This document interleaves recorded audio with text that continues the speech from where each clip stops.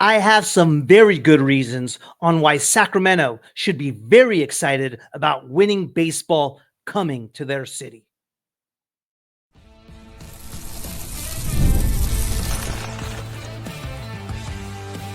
You are Locked On A's, your daily Oakland A's podcast, part of the Locked On Podcast Network, your team every day. Welcome to the Locked On A's, part of the Locked On Podcast Network, where it is your team every day. I am your host, Booney. That's right, one name. Episodes will drop Monday through Friday at 6 a.m. That's Oakland time, Vegas time, and Sacramento time. Whether you are on your way to work, driving back from work, or listening casually during the day, thank you for making Locked On A's your first listen of the day. I'm from the Bay Area, and I've been a diehard A's fan since 1981. I'm here to bring you a real fan's take, covering everything from Oakland to Sacramento to Las Vegas. This is the place for A's fans to get the latest game breakdowns, team news, and more. This is where the passion of the fans take center stage. We are free and available wherever you get your podcast, including YouTube. And please hit that subscribe button wherever you are following the show. I do have two very important announcements that I have said on yesterday's show that you may be interested in. First, since this show is where the fans take center stage, then what better idea to have than Fan Friday? This is where any A's fan can come join me and co-host on episodes that post on Friday to talk anything and everything A's baseball. You can email us at lockedona's@gmail.com or message us at Twitter, X, whatever name you prefer, at lockedona's. Secondly, attention A's fans. Think you know everything about the A's? Prove it. Join us for a live Locked On A's trivia show. Go head to head with other fans and test your A's knowledge. Spots are limited. DM or email us to sign up. Let's see who the ultimate A's trivia champ is. It's not a surprise to any A's fan that the immediate need the A's need in order to improve their roster in 2025 is starting pitching. As this is constantly a moving target and constantly changing, I will give you my ideal starting rotation, which may include potential trades and or free agents. That's later. Is Max Schuemann the unsung hero for the A's? And how valuable will Schuemann be for the A's in 2025? First, in July 2024, the A's had their best month of the year, finishing with a record of 16-9 for a winning percentage of .625. It was the second best record in all of baseball, right behind the Mets, who finished at 17-10 for a winning percentage of .630. It's the type of baseball you have to play 2 or 3 months out of the year to make the playoffs. Once a week, I'm going to revisit one series for the month of July. I'm going to rewatch every single game in the month of July to see what worked and what kind of baseball the A's played that may have been the most exciting baseball A's fans have seen in a long while. I think it is important for the fans in Sacramento and in Las Vegas to get an idea of the baseball you will soon be seeing. July in 2024 was such an important month because it gave A's fans the hope for next year and what the A's haven't said in a long time. Did you say playoffs? Today's episode is brought to you in part by Game Time. Download the Game Time app, create an account, and use code LOCKEDONMLB for $20 off your first purchase. The A's opened up a 3-game set against the Anaheim Angels, who was one of the worst teams in baseball, but a critical series to start the month of July, considering the awful June the A's just came off. Game one was on Tuesday, July 2nd, and the A's had Mitch Spence starting on the hill. The A's lineup was common as far as who was in it, and you can expect to see most of these players as everyday starters next year. Mark Kotsay went with something a little bit different in the opening game of the Angels series, and that was putting J.J. Bleday in the leadoff spot, playing center field. Miguel Andahar batted second and left. Rooker third, DH'd. Langoliers batted fourth and was catching. Tyler Soderstrom batted fifth at first base.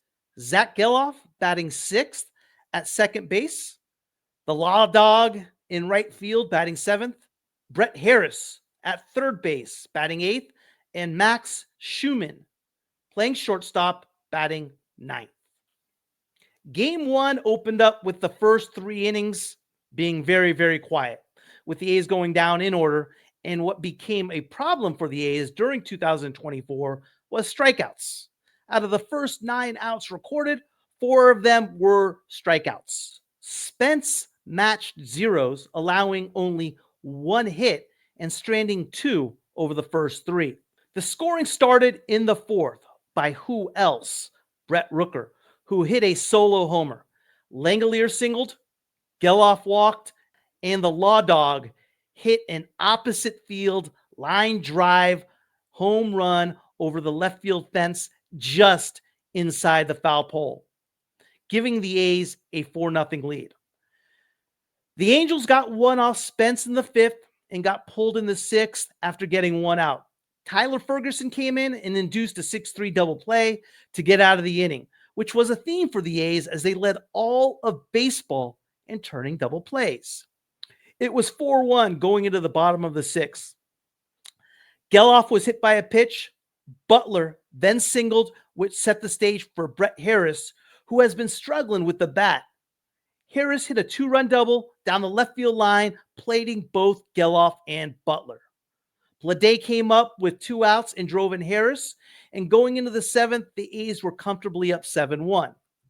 The A's gave up 2 in the 7th as both those runs were charged to Ferguson, and in the 9th, Miller came in the ball game where it was not a save situation. And if you watched A's baseball last year, that was not a good thing. Anytime Miller came in and it was not a save situation or a high leverage situation, he just wasn't good. He gave up 2 hits and 2 runs, and the final score was 7-5. A lot closer than the game actually was. Andahar and Soderstrom had a tough go of it, both going 0-4, but Soderstrom did hit the ball hard. Defense was outstanding with highlight-type plays by Brett Harris at third and Max Schuemann at shortstop. Maybe my favorite athletic, period. He does everything at shortstop, at the plate, and anywhere you need him. Game 2 of the series was about one name and one name only, Joey Estes, who was dominant. Estes pitched a complete game shutout on 92 pitches, struck out 4, walked 1, and allowed 5 hits. The A's lineup was identical as it was in Game 1, and with some Angels miscues in the 2nd, allowed the A's to jump out to an early 2-0 lead. A solo home run by Schuemann in the 5th and Rooker in the 6th gave the A's a 4-0 lead. Harris' timely hitting continued as he drove in Langoliers in the 6th to finish the scoring and giving the A's a shutout 5-0 victory behind the brilliant Greg Maddux type of performance given by Joey Estes.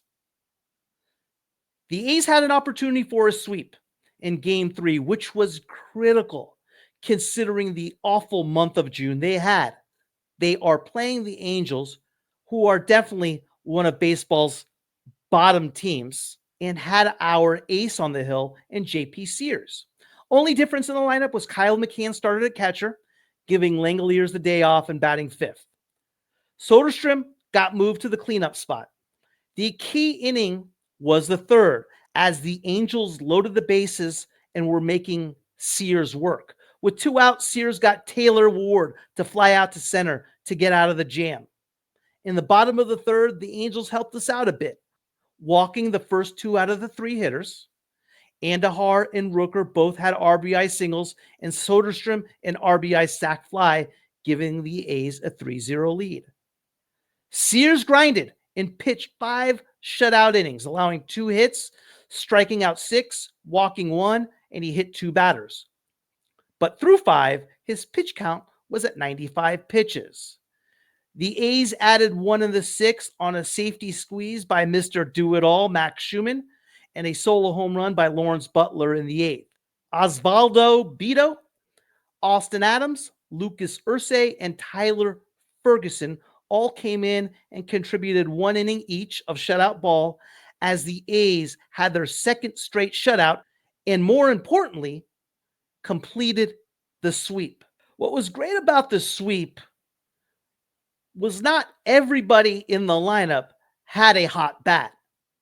J.J. Bleday, with the experiment of him being in the leadoff spot, went 1 of 11. Miguel Andahar, our 2-hitter, went 2 of 12. Brett Rooker was Brett Rooker, 6 of 10, 3 RBIs, 2 home runs, walked twice, a stolen base, scored twice. Shea Langoliers played 2 of the 3 games, was 2 of 8, but again, a common problem for Langoliers last year, strikeouts. He K'd 4 times. Tyler Soderstrom went 1 of 10 with an RBI, a walk, and a K, hitting some bad luck, hit the ball hard. I don't think the 1 of 10 indicated what kind of series Soderstrom really had at the plate.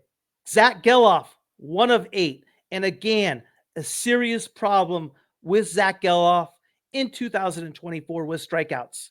1 of 8 with 5 Ks. He did get on base. He scored 4 times. He walked twice. Lawrence Butler began his torrid July going 4 of 11, 4 runs scored, 4 RBIs, and 2 home runs. Brett Harris, 2 of 11, walked, K'd, 2 runs, 3 RBIs, but he hit the ball harder than the 2 of 11 indicated, and he was an absolute wizard at third base. Schuemann, Max Schuemann, was incredible at shortstop. He went 2 of 7, walked, 2 RBIs. He hit a home run. He scored a run. He stole a base. He did a little bit of everything. Which takes me to our next segment.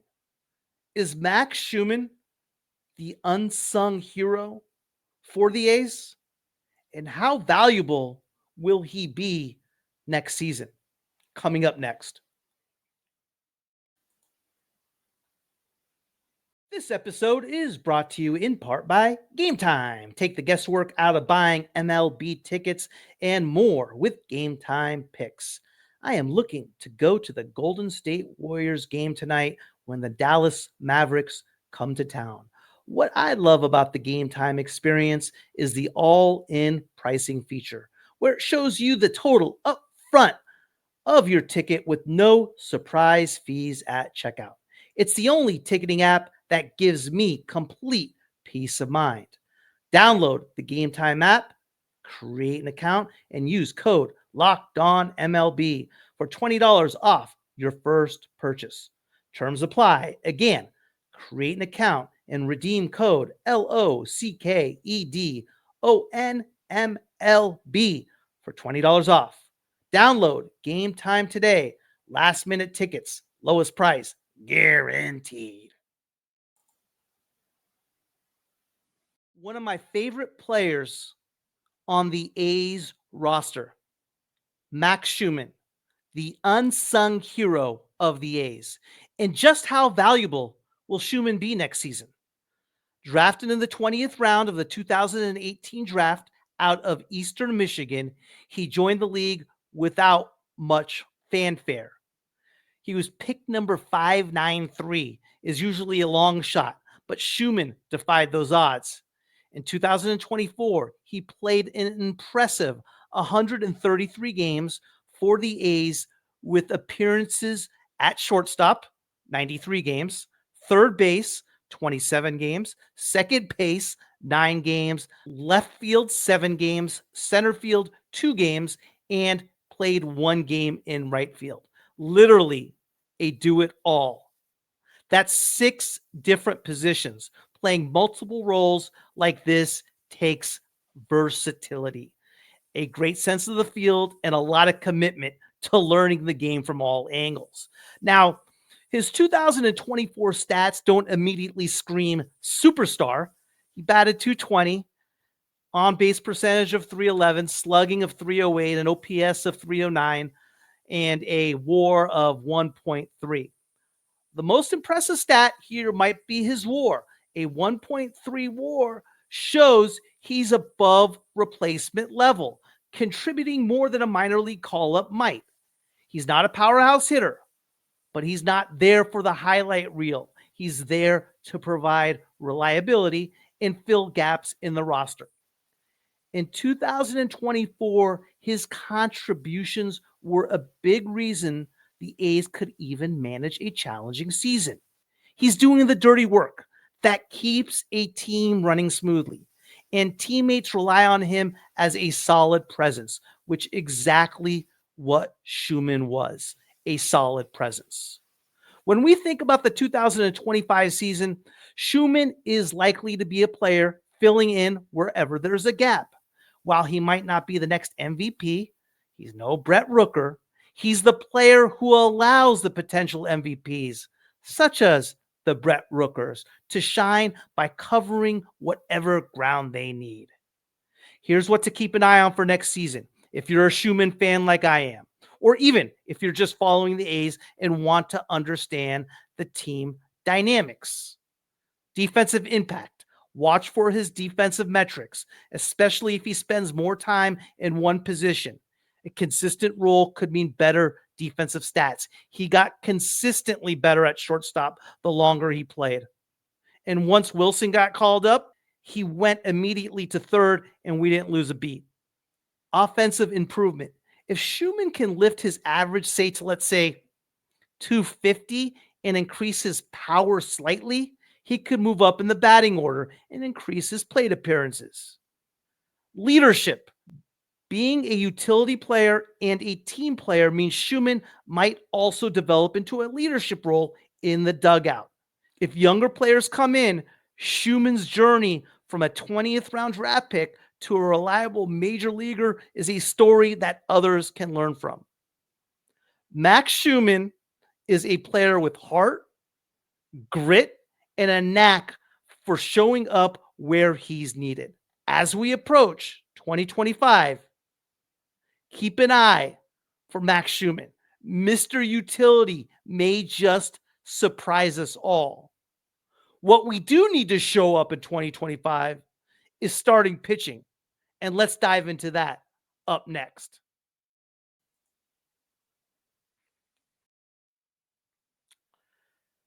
Today's episode is brought to you in part by FanDuel. When I personally look at a sports book, there are 2 things that are most important to me. Is it easy to deposit? And more importantly, is it easy to withdraw? FanDuel checks both boxes for me. Get ready to tackle the NFL action with FanDuel, America's #1 sports book. Because right now, new customers can bet $5 and get $150 in bonus bets if you win. The FanDuel Sportsbook app gives you everything you need to place live bets on the NFL, all in one place. So when you get a hunch in the middle of the game, you can check out the latest stats, view live play-by-play, and so much more on the same page where you place your bets. Just visit FanDuel.com to join today. You'll get started with $150 in bonus bets if you win your first $5 bet. That's FanDuel.com. As we know, and as I have stated on several occasions, the A's immediate need next year is starting pitching. Starting pitching absolutely killed the A's in 2024. Alex Wood and Ross Stripling set the tone for what would be a miserable year coming out of our rotation. Through all the mess of our starting rotation, JP Sears was a lone bright spot who established himself as the ace of our staff. Throughout the season, we went back and forth with who would start, who wouldn't, and tried out several pitchers in that role. And our rotation ended up with JP Sears, Joey Estes, Mitch Spence, JT Ginn, and Brady Basso, who weren't bad.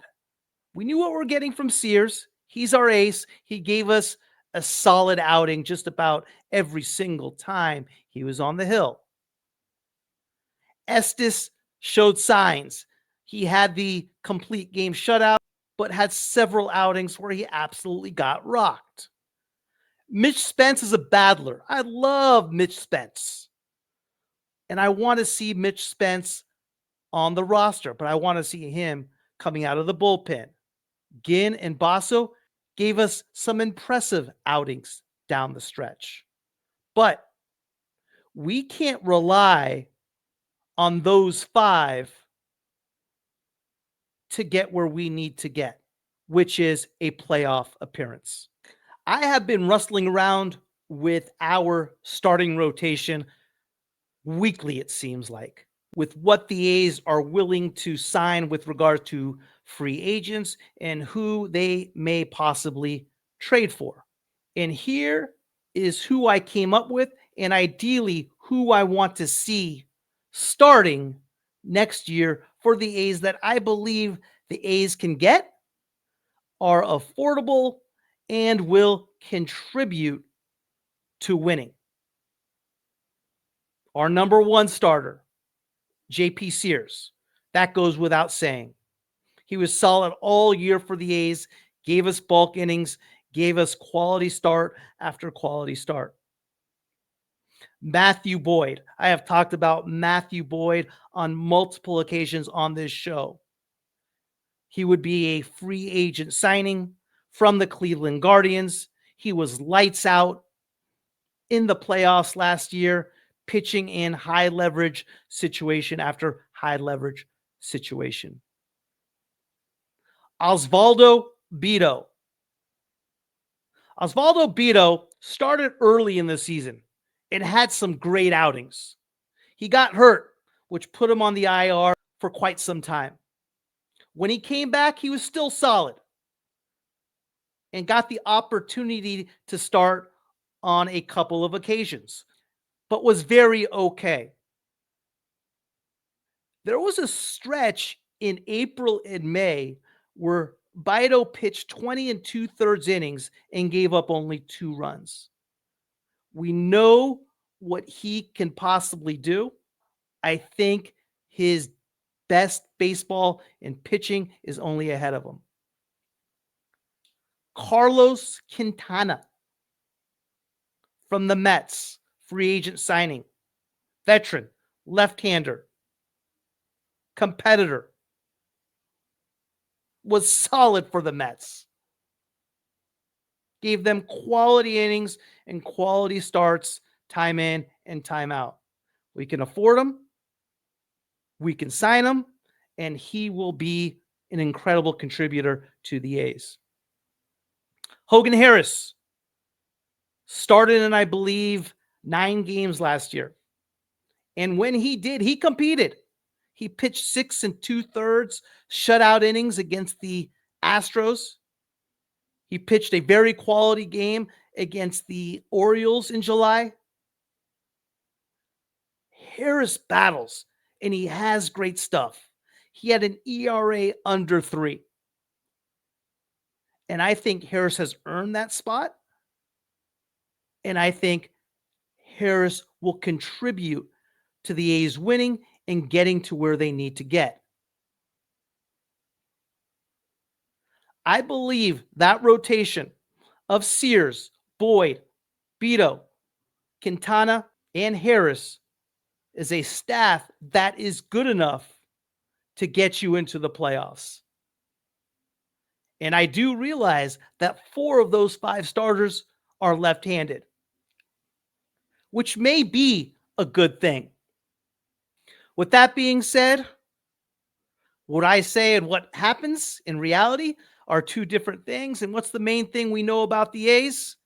Or excuse me, what's the one thing we know as an absolute certain with the A's? Is that we don't know.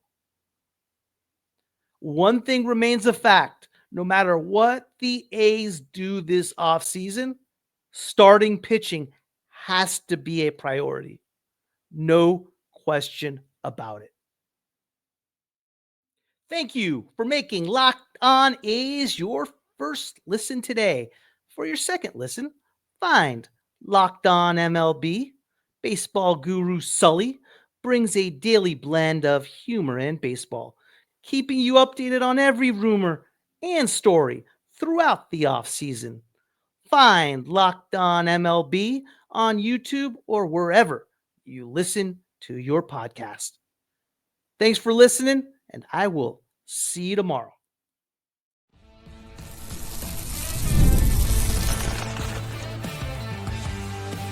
You are Locked On A's, your daily Oakland A's podcast, part of the Locked On Podcast Network, your team every day.